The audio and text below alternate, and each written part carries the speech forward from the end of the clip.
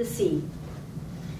He got on the raft and he started to push himself off, and all he could think about doing was crying.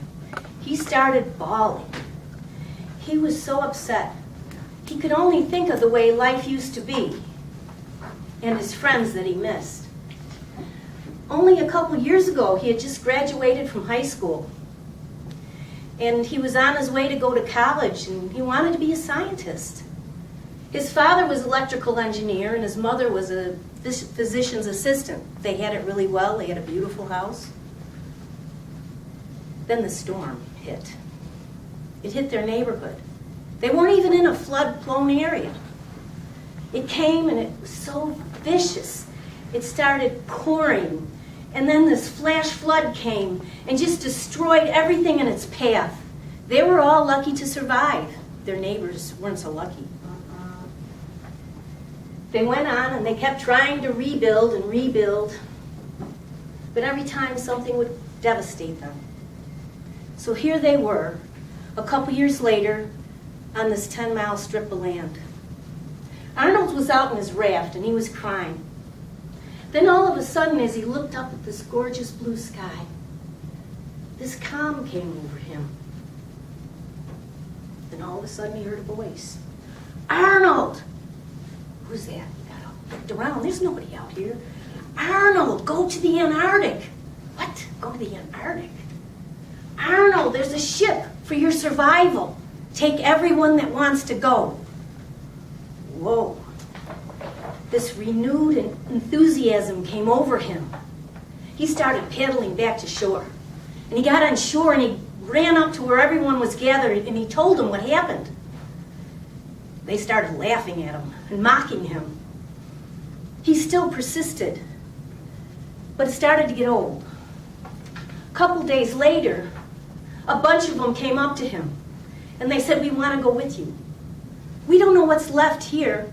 We might as well go out and explore." So it was about 30 of them all together.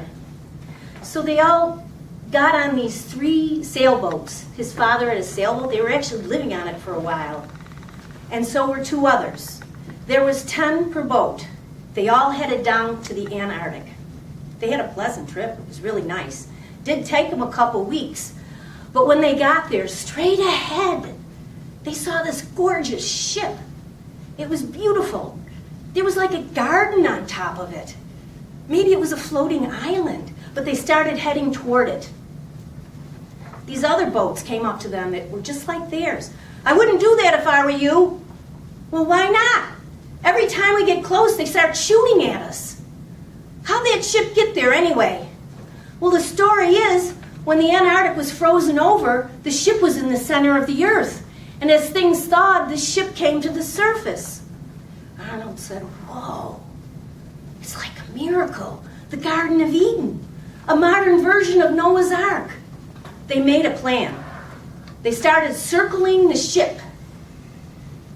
And when they started shooting, Arnold called out, "Hold your fire!" "Why?" "Hold your fire, we want to talk." They did, they talked. They told him that his father was an electrical engineer, could set up solar, and his mother was a doctor. They were willing to talk.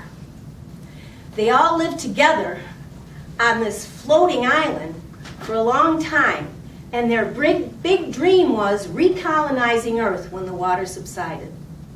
Mr. Chair.